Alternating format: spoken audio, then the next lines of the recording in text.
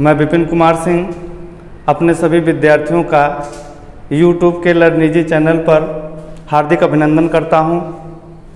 हमारे सभी विद्यार्थियों को पता है कि इस समय इंग्लिश ग्रामर का नरेशन का चैप्टर उनका चल रहा है, जिसमें उनको असर्टिव सेंटेंस पढ़ाए जा रहे हैं। असर्टिव सेंटेंस का स्पेशल रूल्स जो है उनके सामने प्रस्तुत किया जा रहा है। पिछले वीडियो में हमने अपने विद्यार्थियों को स्पेशल रूल्स के 4 नियम बताए।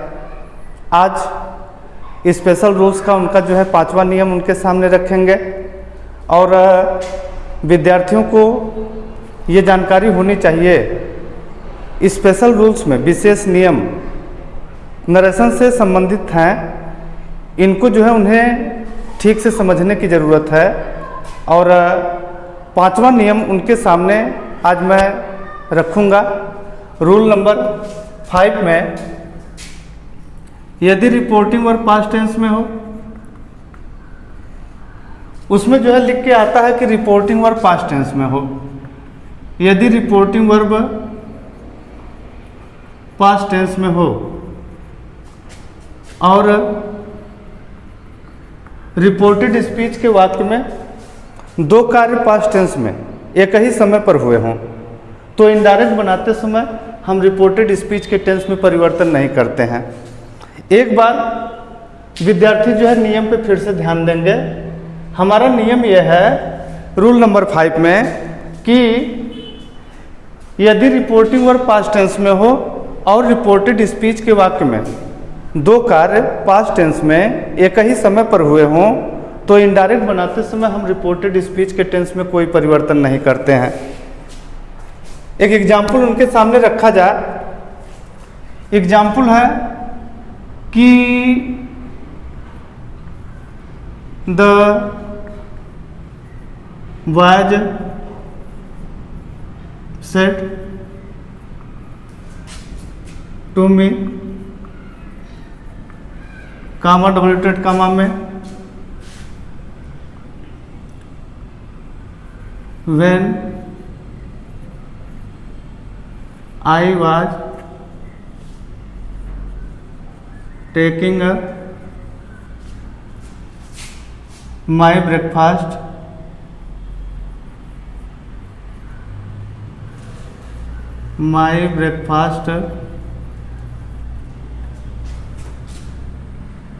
you were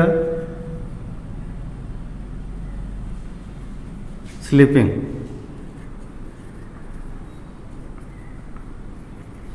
full stop double टेड कामा बंद।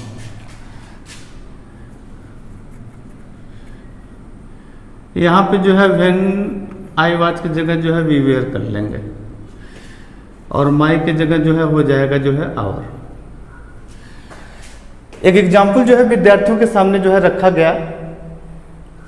The boy said to me, comma के पहले वाला स्टेटमेंट उनका जो है रिपोर्टिंग वर्ब का स्टेटमेंट है और डबल इन्वर्टेड कामा में जो है बंद स्टेटमेंट जो है ये रिपोर्टेड स्पीच का है।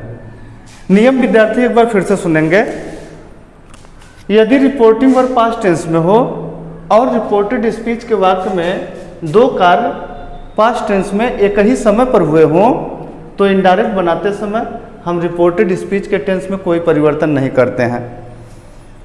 विद्यार्थियों को ये समझना होगा कि रिपोर्टिंग वर्ब जो है चेक कर लीजिए जो है कि रिपोर्टिंग वर्ब पास्ट टेंस में है कि नहीं।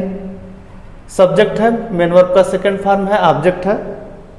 यहाँ पे क्लियर है कि हमारा रिपोर्टिंग वर्ब जो है पास्ट टेंस में है और रिपोर्टेड स्पीच में देखना है कि 2 कार्य कौन कौन से हुए हैं।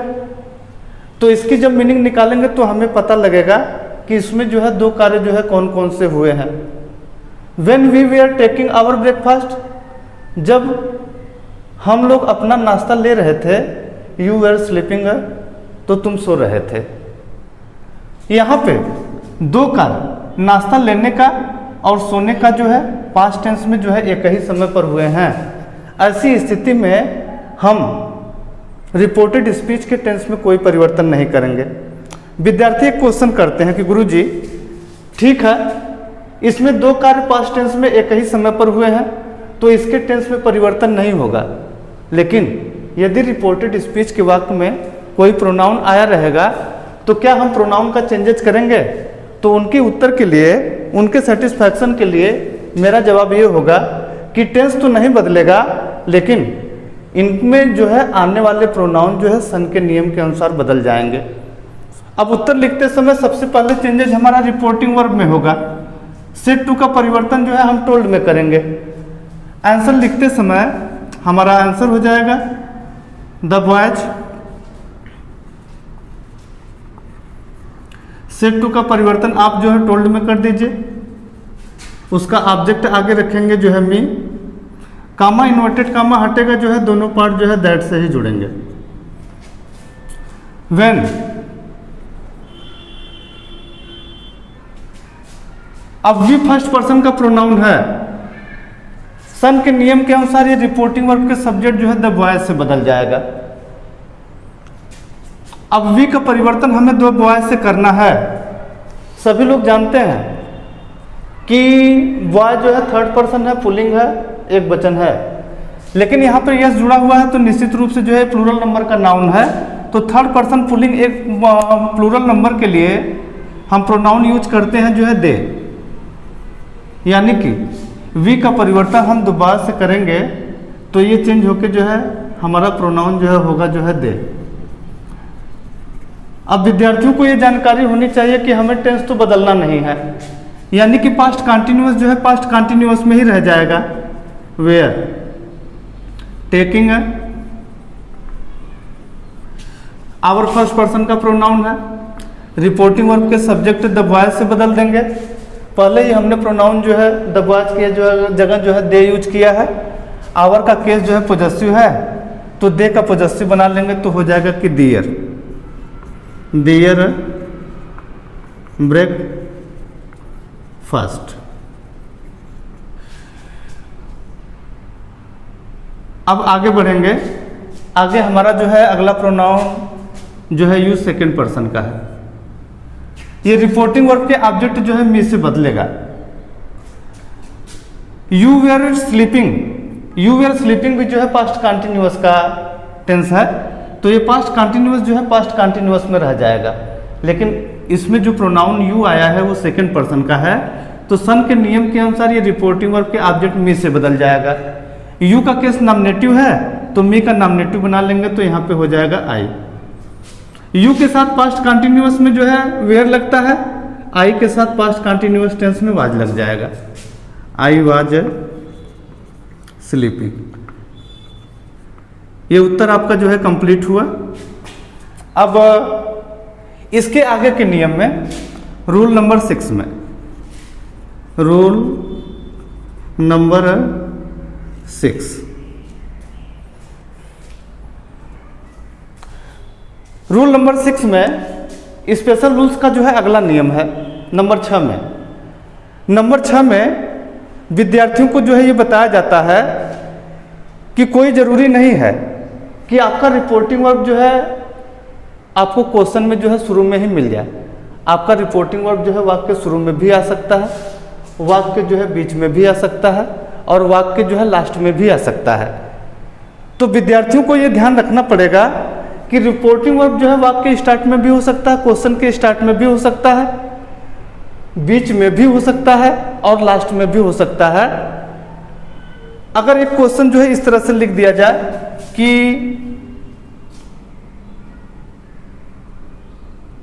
You are, double inverted comma में पहले ही लिख दिया जाए, you are not my real son, double inverted comma बंद comma, Ravi said to me. ये क्वेश्चन जो है विद्यार्थियों के सामने दिया जाए। हमने जो है 6वें नियम में यही बताया कि कोई ज़रूरी नहीं है कि क्वेश्चन में आपका जो है रिपोर्टिंग वर्ब जो है आपको जो है शुरू में ही मिल जाए। आपका रिपोर्टिंग वर्ब वाक्य शुरू में भी आ सकता है, क्वेश्चन के जो है बीच में भी आ सकता है, क्वेश्चन के लास्ट में भी आ सकता है। विद्यार्थियों को रिपोर्टिंग वर्ब जो है पहचान कर उसे जो है आंसर लिखते समय जो है पहले नंबर पे ही जो है चेक करना होगा।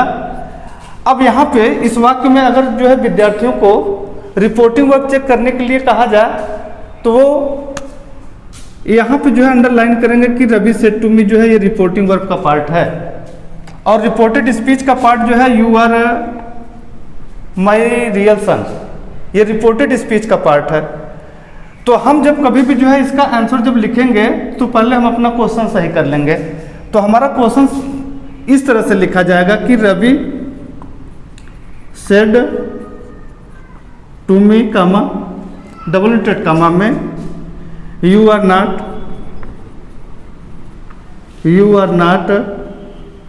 माई real son, double inverted comma बंद फुल स्टॉप। अब विद्यार्थी जो है अपना क्वेश्चन जो है सही करके जो है इस तरह से जो है लिख चुके हैं। अब विद्यार्थियों को जो है ये क्वेश्चन जो है सॉल्व करना जो है आसान हो जाएगा। यहाँ पे जो है विद्यार्थी ये देखेंगे कि रिपोर्टिंग वर्ब जो है किस टेंस में है, तो आपको स्पष्ट दिखाई देगा कि रिपोर्टिंग वर्ब जो है पास्ट टेंस में है। रिपोर्टेड स्पीच का भी टेंस चेक कर लीजिए कि किस टेंस में है। You are not my real son, ये सिंपल प्रेजेंट टेंस का वाक्य है। चूंकि रिपोर्टिंग वर्ब पास्ट टेंस में है तो ये सिंपल प्रेजेंट टेंस बदल के चला जाएगा जो है सिंपल पास्ट टेंस में, यानी कि इजमार का परिवर्तन जो है चेंज हो जाएगा वाजवेयर में। उत्तर लिखते समय हमारा पहला परिवर्तन होगा कि हम सेड टू को जो है किस में बदलेंगे, जो है टोल्ड में बदलेंगे।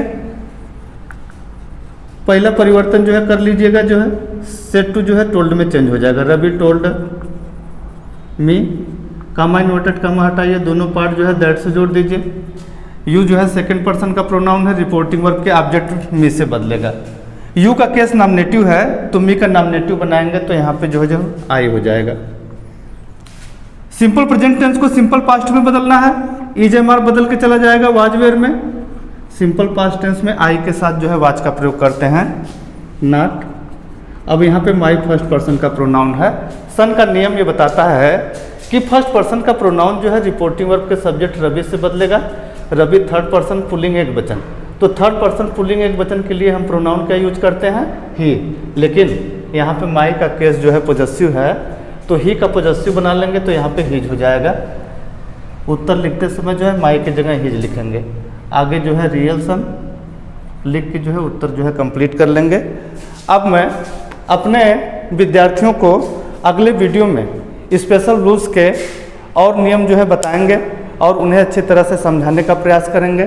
धन्यवाद।